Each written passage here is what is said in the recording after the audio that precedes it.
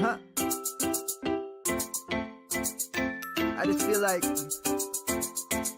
I've been around the block, ripping up fantasy stock, working around the clock. Look at the view from the top. Researching rookies a lot? No, I just be listening to pods, yeah. One in particular, I'm just a messenger, let me just pass on the rock. Browning, brunning, pruning, pronouncing ain't what he's doing. What he's doing is not losing, but infusing you with new things. And there's Dennis the Bennett, yeah. The man is a menace, yeah. Building a dynasty, some of the finest things. Promise you, you won't regret it. Sly as a fox, cultured in pop. Give him his props. Here is a thought, here is a box. And you cannot compare them at all, so don't even try. Careful with the news, but when you use a take, I take up Tony Fire. I mean Dyer, because anyone else is a huge mistake. Whoa, fantasy round table, fantasy round table. Yeah. Fantasy round table, come take a look at the crown, baby. Hey, fantasy round table, fantasy round table. Woo. Fantasy round table, come take a look at the crown, baby. Go. Hello and welcome to another episode of the Fantasy Football Roundtable Podcast. We're coming to you a day early on Thursday, wrapping up the NFC West. We're going to be talking Seahawks and Cardinals. But you know what? We also have news. Teams are all in camp, so we have hold-ins, we have holdouts, we have surprise retirements. And you know what? Exactly 1 week from tonight, we'll have an actual friggin' game as the Texans and the Bears. It is. The Texans and the Bears. They made a comment that we'll see Caleb Williams, so I'm giving that some exalted status. But you know, don't readjust your computer screens. Dennis is back. He survived MLS All-Star Weekend. Are you still intact? Are you feeling good? I'm feeling way better now that it's over. Way better. Gonna roll out and watch a Columbus Crew game this weekend? Nah, I'm good, man. I'm good. I'm gonna stick with good old fashioned American football. Good old fashioned American football. That's my jam. No, I'm stoked. I've got, you know, I work tomorrow. I'll be out a bit early. You know, sad part is we're gonna have to put our dog down tomorrow. So he's had a good run. He's 11 years old, but liver cancer came for him, and we're getting to the point where he's starting to suffer. And so, you know, it's a weird household. Things one way, you know, we're sad, but it's you know, we understand that it's happening to all of us. My oldest and my wife keep going back and forth between sad and distraught. So, you know, God bless them. All I can do is hug them and tell them, you know, it's going to be okay till it's your turn. Oh, what a cheery thought. You know, you said you're going to stick with good old American football. I actually watched some rugby before I went to work this morning because they started the Olympics live feeds. So I am excited for the Olympics. And if you are a football fan, tomorrow night's opening ceremonies, I'd like to say we moved our show up a day because of the opening ceremonies, but it's really so that Dennis can have a nice family trip. But Peyton Manning is actually calling the opening ceremonies with Mike Tirico this year, so I thought that might actually be kind of fun. I don't know, man. Peyton seems like he might be out of his water a little bit there. I don't know. I'm sure he's practiced, he's rehearsed, he's just. His Monday night football telecasts with Eli are incredible. Yeah, but it feels like that's like the Saturday Night Live of football broadcasts is what it feels like to me.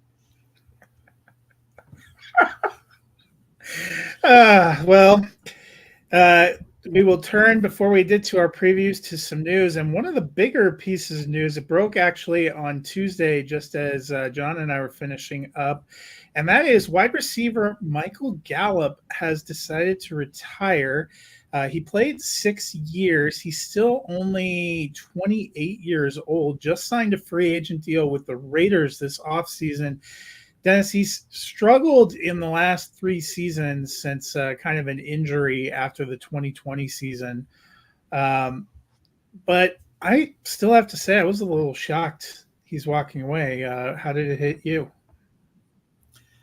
And, he was a guy that I think had potential to be a really, really good number two for some team. And he started to flash a little bit. Good speed, good size. But like you said, the injuries kind of added up. And I think that, after the Cowboys brought in Amari Cooper and then Brandon Cooks and then drafted CD Lamb, I think he kind of saw the writing on the wall there that he wasn't going to be back.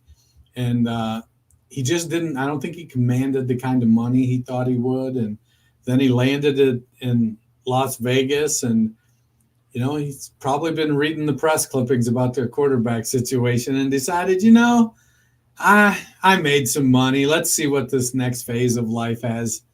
Maybe he'll sit out for a year and get the bug next year, be fully back healthy, and give it another shot and see what happens. Maybe he's just, he's ready to move on. It happens, We all, I think we all kind of find our way. There are a lot of football players that never have that clarity that says, hey, it's time for me to go. And when one of them says, the injuries are adding up, I'm not performing like I think I could or like I used to be able to. And, why take the beating if I'm not going to get back to the level I thought I was? And so if that's the case for him, then God bless him. Move on, go do some stuff, and let's see what life holds for you in the next chapter. Well, those are some. That was a guy who walked away. We know won't be playing this season. We have. It is the season for both holdouts and hold-ins for players who are not feeling great about their contract situation. One of those seemingly getting resolved today. The Broncos adding $1.5 million to Cortland Sutton's deal. He had reported before and has been practicing. But CD Lamb has held out, is in Houston, not with the Dallas Cowboys, as he kind of waits for a new contract. Jamar Chase reported to the Bengals, but is not participating in actual practices as he waits. And you know what? I did not realize his base salary this season is $1 million, which right. I know it's still $1 million, but that does feel kind of low for the caliber receiver he is. He's in the same boat as Brandon Ayuk, who did report to the 49ers, but is not participating in practices. Neither is Tua in Miami, who reported but is not practicing. Meanwhile, Trent Williams for the 49ers actually is another holdout. These are some high-profile players. John and I talked a little bit about Jordan Love, who's in a similar situation on Tuesday, but do any of these give you pause? Do you think there's the risk of any of these guys not actually being on the field week one?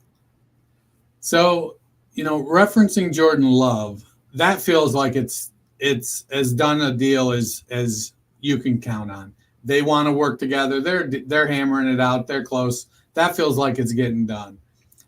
I think CD Lamb, that feels like it'll get done because Jared will go into panic mode and just get it done. He looks around and he's like, Jalen Tolbert ain't the solution to CD Lamb being out. Brandon Cooks, Jalen Tolbert, and Ryan Flournoy. Come on down. Yeah. So Jerry will get that done. And to be fair, Lamb isn't going to play much, if at all, in training camp anyways. Jamar Chase, his challenge is that he plays for one of the cheapest owners in the NFL. And I think something gets done there. The big difference, I think, with Lamb and Chase is that Lamb is on his fifth-year deal, so it's almost $18 million. Yeah, so Chase is only going into year 4, and he wants to get the extension, and so that's why he's got that on that year 4 of the rookie deal, and there's not as much money. Like if they pick up his option next year, it'll be something like CD Lamb has going on this year. I think they already picked up his option because they had to do that this summer.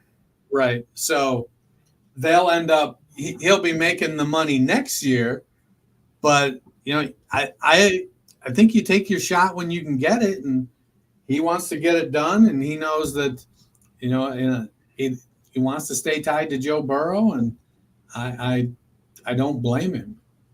Ayuk, I think, in another situation where they tend to do things last minute.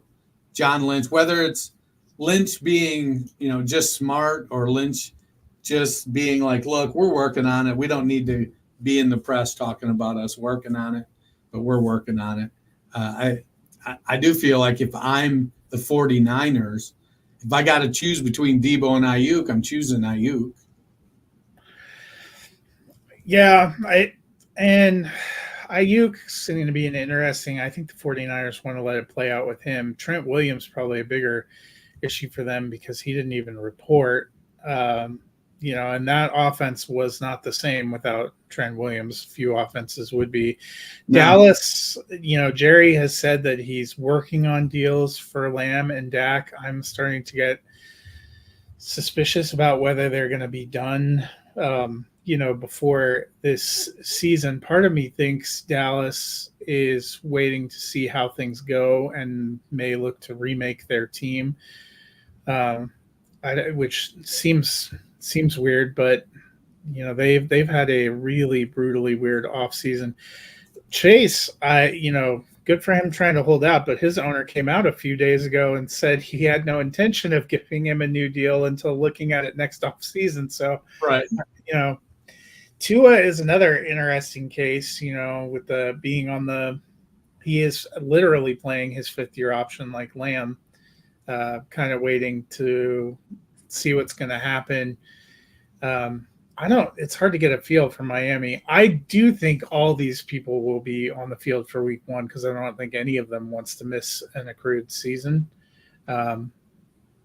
Maybe Williams. I think if any of them were likely to get some kind of restructured or additional contract before the start of the season, my biggest likelihood would be Trent Williams. Yeah, so Williams, well, he's got 3 years left on his deal. He doesn't have any guaranteed money left after this year. And that's really what he's looking for. He wants some certainty. He wants to know that if he gets cut next year, he's still going to get some money. Because he's 36 years old, I think. He's getting up there. Getting up there. So I don't think it'll take a lot. He's a premier. I'll be honest, I would rather pay Trent Williams than Tyson, not Tyson Smith. Who's the former Cowboy that's in New York now? Tyron Smith. Yeah, Tyron Smith. Yeah, and Williams is 36. Yeah, he's the one I think they're more likely to get something done, and that's kind of what they did with Stafford too. He had been nervous about having no guaranteed money left, and they restructured and guaranteed out some of his money in this year and in future years. So that does seem probably the most likely. Well, hopefully the 49ers have their pieces, or else our predictions for them on Tuesday will probably look a little different. But we continue in the NFC West. The third place team last year was the Seattle Seahawks. They finished 9-8. Among their departures, Drew Lock, quarterback, went to the New York Giants. Will Dissly, the tight end, went to the Los Angeles Chargers. Colby Parkinson, another tight end, went to the Rams. Devin Bush, linebacker, and Bobby Wagner, linebacker, departed, and so did Jamal Adams, safety. They, of course, changed over their coaching staff. Among their additions, they traded for Sam Howell, who's the new backup quarterback to Geno Smith, at least to start the season. They added Laviska Shenault at wide receiver for reasons surpassing human understanding. They added George Fant at right tackle to boost the offensive line, and they picked up Jerome Baker, who was with the Dolphins, to add to that defensive linebacker in the draft. They also hammered the Lions, taking Byron Murphy, a defensive tackle, early, and taking Christian Haynes, an offensive tackle. Fantasy finishes last year: Geno Smith had been QB 6 in 22, was QB 19 last year, came back to earth a little bit, also missed a couple games. Kenneth Walker, running back 19, missed a little bit of time. Zach Charbonnet, who was a high draft pick, running back 45. Didn't see a ton from him or fellow rookie wide receiver Jackson Smith-Njigba, who was only wide receiver 48 and who Dennis and I commented many times seemed to have an average depth of target of half a yard for a while there in the Geno Smith offense. Tyler Lockett was wide receiver 32. DK Metcalf, their top receiver at wide receiver 21. Tight end Noah Fant was tight end 32. They brought back Fant. They still have those 3 receivers, 2 running backs, and Geno Smith. But they do have a new offensive coordinator, picking up the offensive coordinator from the University of Washington, which was somewhat of a more pass-oriented offense than the kind of ground game focused offense we've seen in the Pete Carroll administration. They have weapons. We're not sure what to make of Geno after 2 years as kind of their guy. How are you feeling about the Seahawks in fantasy? So I think we are sure about what to make of Geno in fantasy. Like, I get it. He was QB 19 last year. In points per game, he was QB 25. So his only hope is that, who is that? Ryan Grubb joined the team as the OC. His only hope is that Grubb says, look, man, I've got DK Metcalf, Tyler Lockett, and Jackson Smith-Njigba.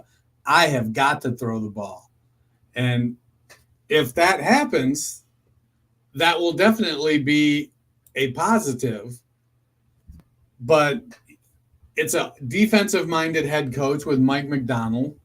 And he may want to go into that, play defense, be conservative type of thing when he's rostering Kenneth Walker and Zach Charbonnet at the running back position. So I do have a little bit of pause. I like DK Metcalf this year.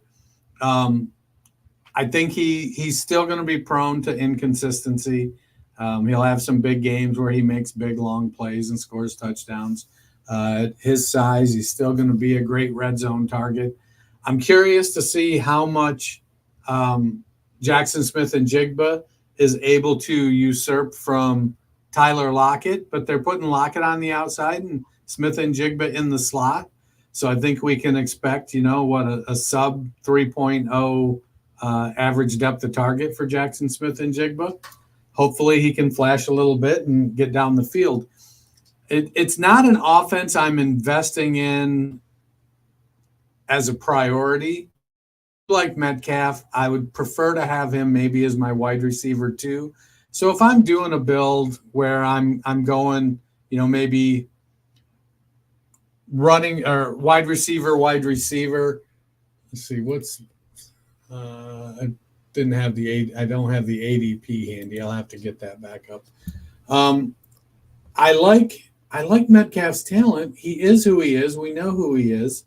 And Jackson Smith-Njigba seemed like a very, very good complement to him.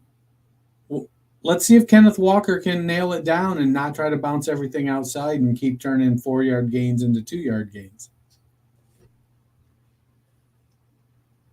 Yeah, I'd be curious to see if Charbonnet gets more involved. You are correct. The offensive coordinator is Ryan Grubb. He spent the last 18 years working in the collegiate ranks on offensive staffs. From 2005 to 2013, he was in lower divisions.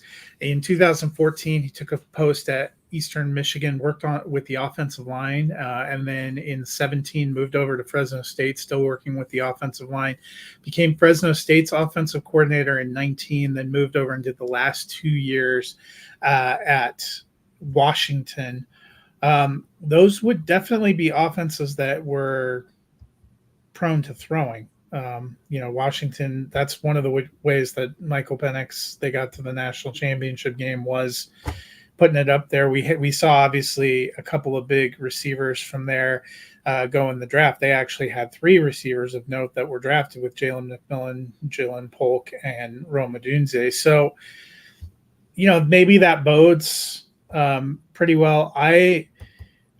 For Dynasty, I'm still all in on JSN, but I feel like it's going to be a little bit of a slow roll still. I think this is the year we thought last year he might start to displace Tyler Lockett. And I think that did kind of happen toward the end of the season. Lockett was 32. He finished at 48. I expect them to be reversed in position this year. I do think Metcalf still won, and I think JSN will come up.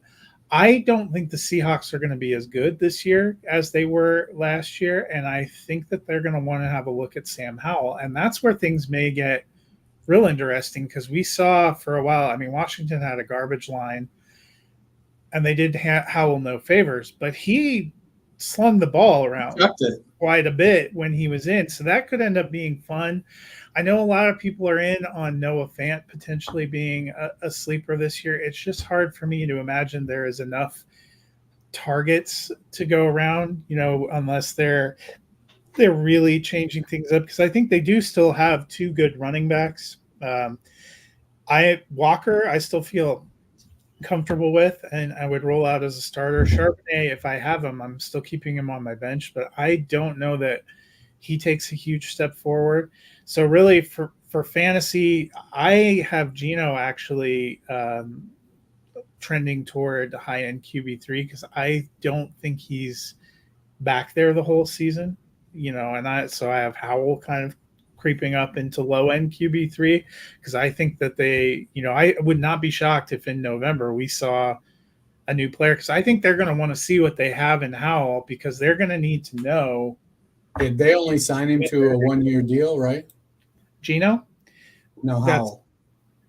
Howell it was a trade. Oh, that's right. So he's still on his rookie contract. Last year was year 2. This is year 3.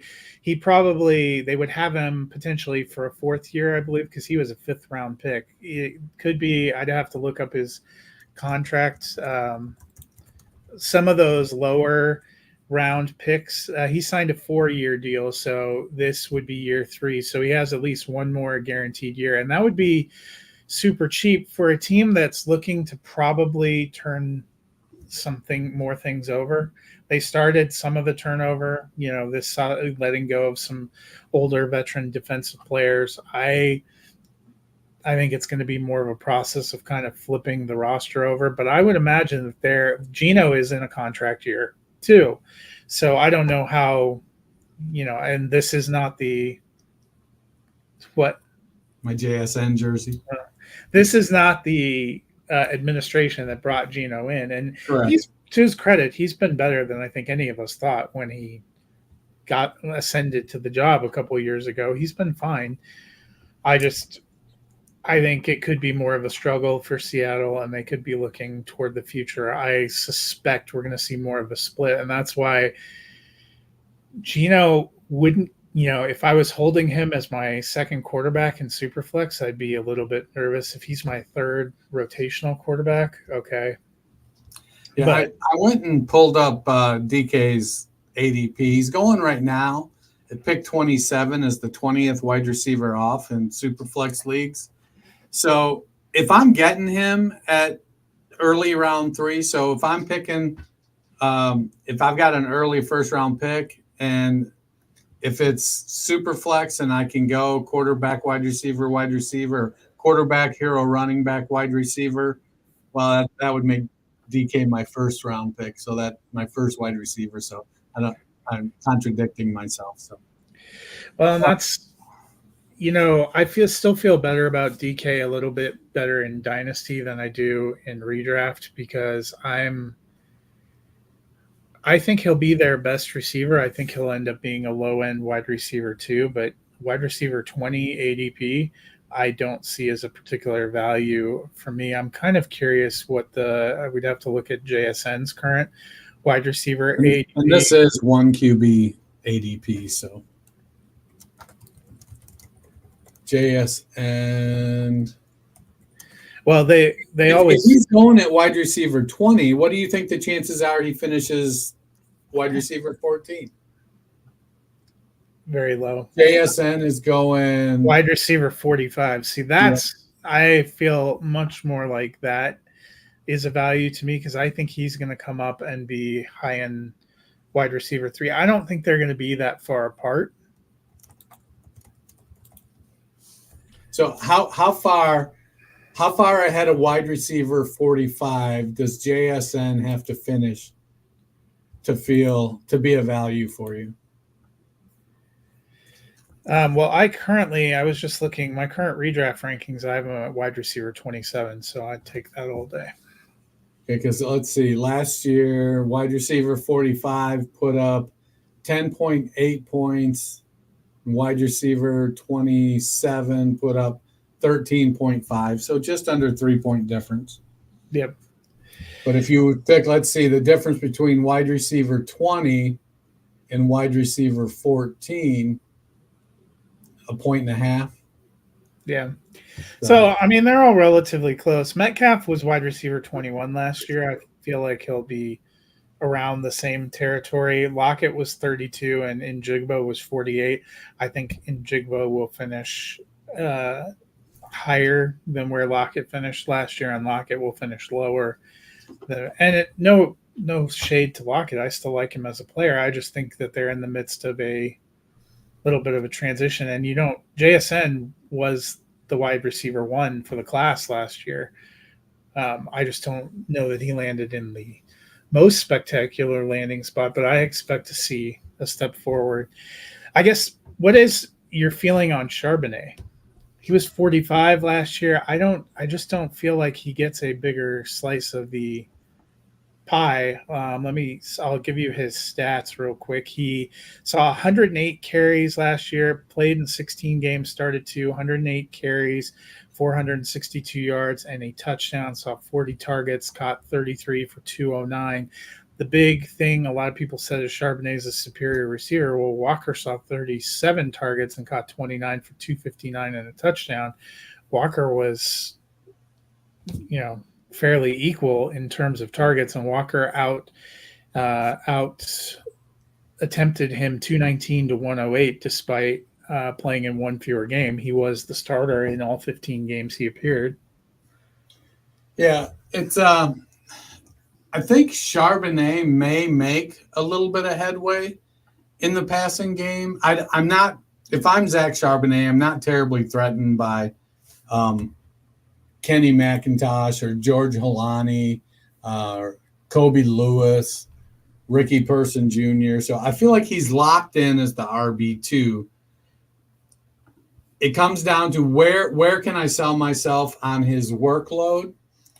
And I'm going to need another 40 carries and another 10 to 15 targets. So, if that's the case, where does that come from? I could see Walker dropping down to 30 targets if Charbonnet shows well. The challenge for Charbonnet is he's just not, well, maybe their long speed is similar. He's not as explosive as Kenneth Walker. So I think Walker will get some edge in short yardage and goal line because he does have that explosiveness, where Charbonnet has a superior size. If you're not getting up to speed, you're easier to slow down. So if I could get Charbonnet up to 150 carries and 50 targets, I don't mind him as my RB4 on my team, I guess. Somebody that I can throw in on a bye week, especially with these 6-team bye weeks. RB4-5 on a team. I think that's what you get out of him. And if he does, for some reason, if Walker gets injured and Charbonnet has to step up into a lead role, I think he gets a big volume. He may get a little bigger volume than even Walker gets, in part because I don't know that they have a ton of faith in Kenny McIntosh or George Holani at this point. So it'll take some time there. So I like Kenneth Walker. What was he, RB19? I'm okay with him as a mid RB2. I think that's good. I think that's right price for him. Didn't look to see where he was actually being drafted, but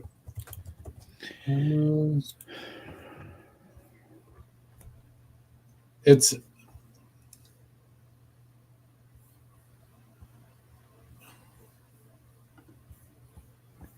feel like it's going to be back here, and I'll probably struggle to find it after Jacobs.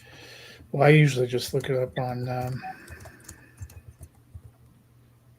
He's going as RB17, so right about where he finished last year. Pick number 71, so that's what, late 5th round? Yeah, which, Late 6th round. That's probably about right. And Charbonnet looks like he's going around running back 42, which is exactly actually where I have him in my redraft. So it's nice. Smart. Well, I was going to say it's nice when that works out. But yeah, I think if you have any of, we all play in pretty deep leagues. I think any of Geno Smith, Ken Walker, Zach Charbonnet, JSN, DK Metcalf, and Tyler Lockett are going to be play considerations somewhere, especially when you go through injuries and bye weeks.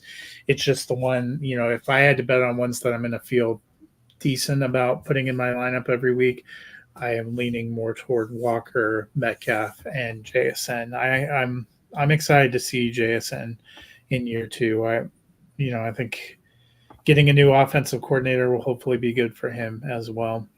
I mentioned I am not particularly high on the Seahawks, but how do you feel like they're going to finish? So I have them finishing last in the division at 6-11. So I think they're going into a rebuild year. I think that's 11th in the division. So they're going to be in line for a top 10, top 12 draft pick next year. They got a couple players I don't mind, but I think that what you're hoping for when you're drafting as Seahawks right now is that they're behind and they decide they're going to throw. And at some point they're like, look, let's see what we got with Sam Howell because we know he'll throw it. So I also have them last in the division. I actually had them 4-13 in this last pass, which would have them picking 5th in the draft. And that's even more reason why I think they're going to want to get a look at Howell, because I think going into an off season where Geno becomes a free agent, I don't think Geno is the long-term answer there. They probably are going to want to know how they're feeling about Sam Howell before going into the draft, and we'll see how it all shakes out. One team that seems to be more locked on their starting quarterback is Arizona Cardinals. They actually did finish 4th last year, 4-13 in the NFC West. Of course, Kyler Murray missed a huge chunk of the season recovering from the injury he suffered in 2022. His first year under Jonathan Gannon. They've continued rebuilding and turning around that team in the offseason. They let Marquise Brown, wide receiver, go to the Kansas City Chiefs, and they traded Rondale Moore, their other wide receiver, to the Atlanta Falcons. They were not wide receiver rich, so they did make moves to address that position. The trade for Rondale Moore brought them back Desmond Ridder, formerly of the Falcons, to be kind of a developmental quarterback, sitting behind Kyler Murray, at least some insurance. They signed Zay Jones at wide receiver after he was released by the Jaguars. They got Elijah Williams, a right tackle, Mac Wilson at linebacker in the draft. They snagged Marvin Harrison Jr. at wide receiver. He profiles as definitely their number 1. They got Darius Robinson, another pass rusher at defensive end. They got a corner in Max Melton. And then they picked up a fascinating running back option in Trey Benson. Last year's fantasy finishers, Kyler Murray was quarterback 26. As I said, missed a chunk of time. James Conner, who is still there, was running back 18. Amari DeMarcado filled in a couple games. He was injured, finished as running back 57. Marquise Brown was wide receiver 52 last year. Michael Wilson, who was a rookie, was wide receiver 60, and Rondale Moore was wide receiver 65, while Greg Dortch, who is still there, was wide receiver 93. Jay Jones was wide receiver 84 for the Jaguars. But their big breakout star last year was undoubtedly tight end Trey McBride, who finished as tight end 7. Dennis, kind of a new look offense. For Dynasty, I'm definitely bullish on Trey Benson, but I feel like it's still probably going to be James Conner, at least at the beginning this season. But we know Marvin Harrison is going to be out there with Trey McBride. How are you feeling about this team fantasy-wise? So I have been a Kyler Murray hater for most of Kyler Murray's career.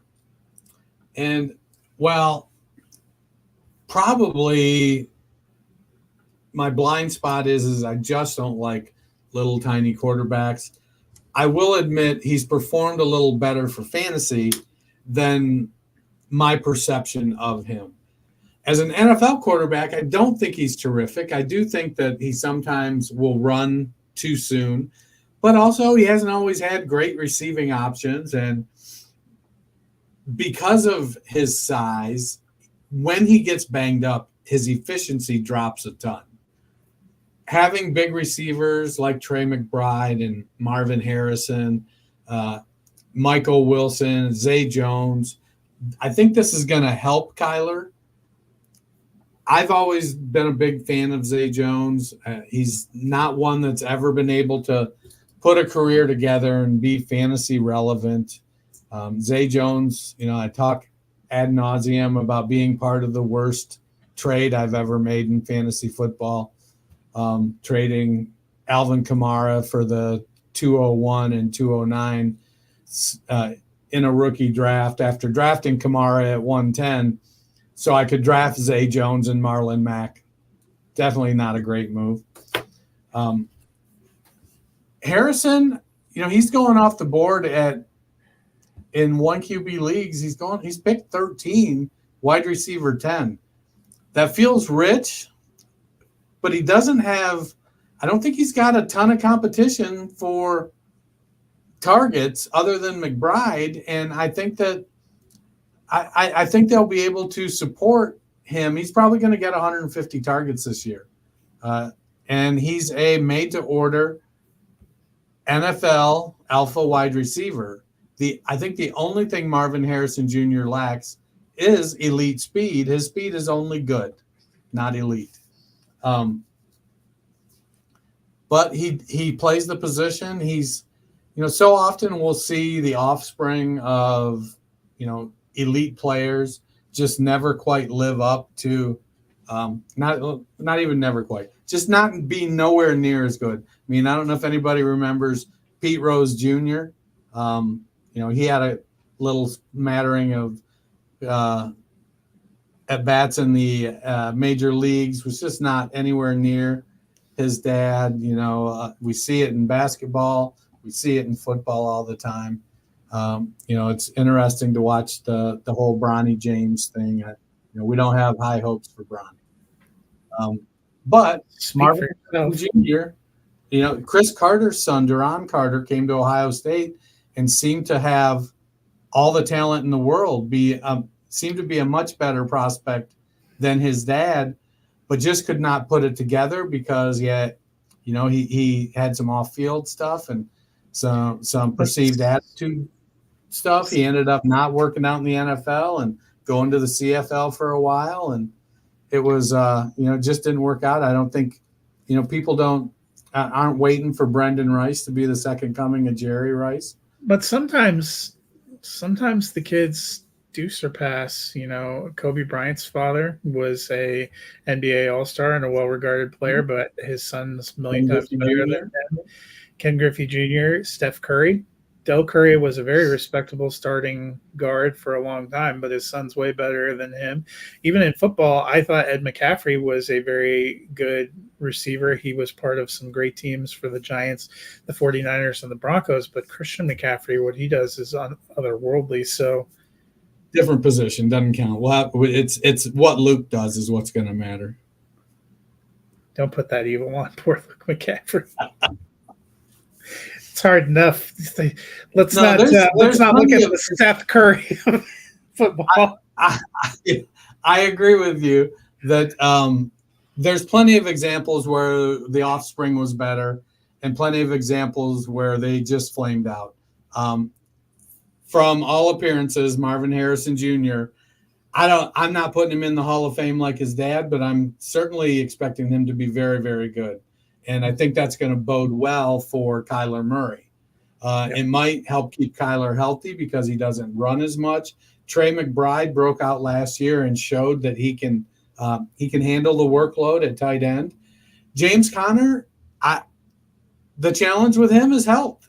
Can he stay healthy for 17 games, or healthy enough to be? I don't want to say a contributor, but there are times when Conner will try to play through injuries and his effectiveness is just not there. Bringing in Trey Benson, I think, who's Michael Carter, I think is a good player to have there. Imari DiMercado showed well. So it feels like they've got really good depth at the running back position and real good top end players at the wide receiver and tight end positions. So I'm hopeful that the Arizona Cardinals can put up some points. You know, we as pointed out by you several times, Kyler Murray's never had a 4,000-yard season. Is this the year? Well, and it'll be interesting to see. So based on the pace he was on last year, he probably would have been just shy of 4,000 yards again, because he started 8 games, threw it 268 times, 1799 on yardage. If you double that out, 18 is 36, and you probably give him another like 250, he probably would have been 3,900. They only threw it 555 times last year, which isn't terrible, but isn't a ton.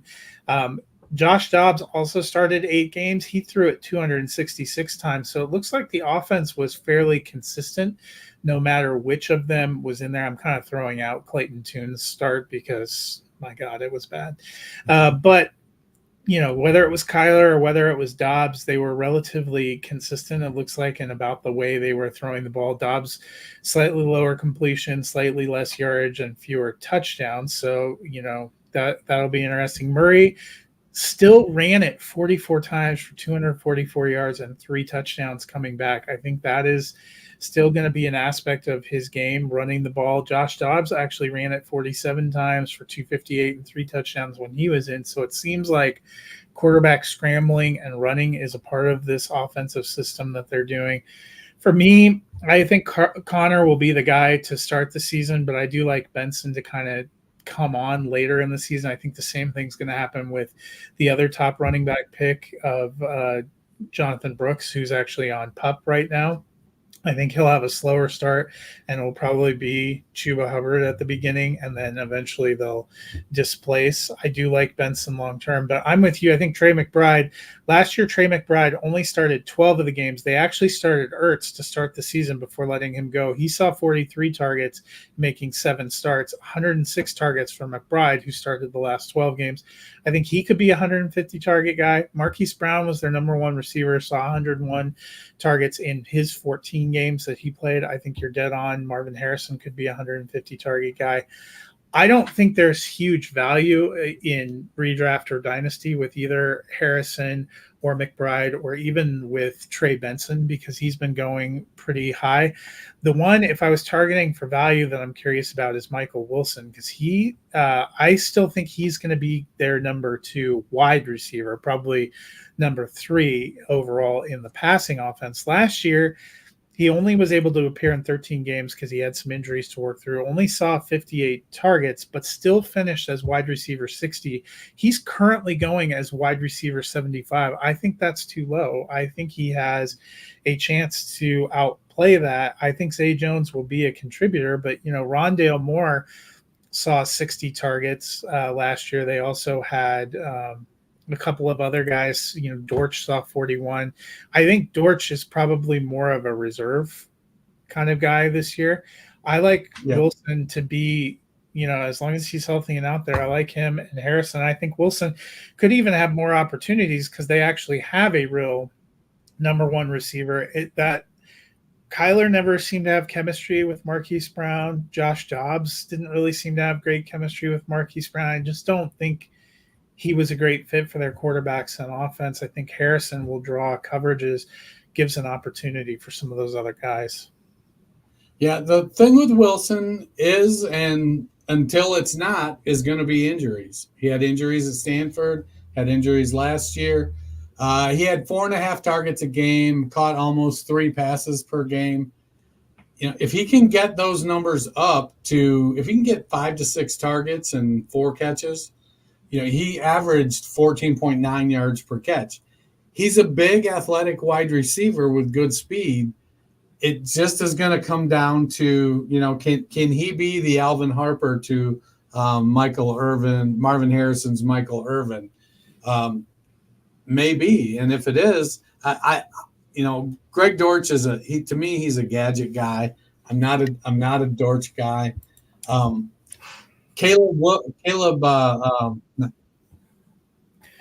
Dortch will have one good game every year when he steps in for somebody's injury. He'll have one good game, but it's not even, to me, really worth rostering him. Zay Jones or Dortch? Dortch. Oh, yeah. It's going to be weird. Zay Jones is the one that I think he's the fly in the ointment, just because he's a veteran and he kind of knows how to be an NFL player. And he'll be ready. They've got him slotted in to be their slot receiver. And his ADP is wide receiver 87. I wager that might be too low as well. Yeah. So there could be some value on the Arizona Cardinals offense. Yep, they will at least hopefully be more fun to watch. I actually have them winning 8 or 9 games, being the number 3 team in the NFC West, taking a step forward. I assume you have them either second or third, since you had the Seahawks at 4th. Yeah, I have them finishing 9-8, second in the division, and grabbing the 7th playoff position. I've got them. I knew it. You're super low on the 49ers. What can we say, 49er fans? That's fine. I've got them beating out the having a tie record with the Rams, but beating them in the division. Yeah. Having a better division record. I'm probably low on the Rams, but the Rams are the 8th team in the I had them really close too. I think the gap between the Cardinals and Rams isn't huge. The Rams have some good offensive players, but they have to replace Aaron Donald on defense. I don't think either of those teams are going to blow people away. 49ers should probably pretty easily be number 1. Yeah.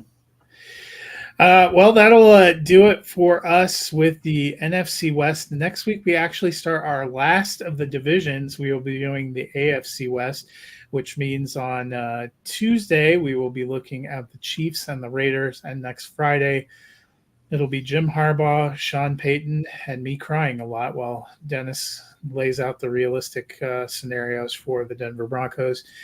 But Dennis, you're heading out on the road. You'll probably be putting some things in your earballs. What if some other people are taking a end of summer road trip?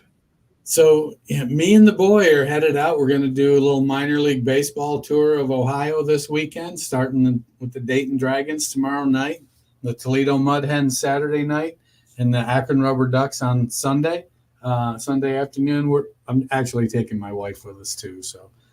She was the all conference all Portage County softball player in college or high school, so she's the real athlete of the family. I mean, she's just going to do research so she can clock us both in our fantasy draft again. Right.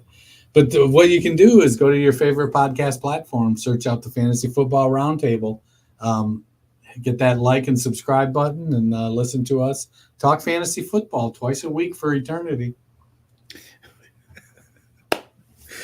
Well, that'll do it for us this week. Whether you're watching the Olympics, watching some minor league baseball, or just out there mowing the lawn, keep us in your earballs, and we will see you guys on Tuesday as we turn to me having to fawn over the Kansas City Chiefs, which is something we can all look forward to.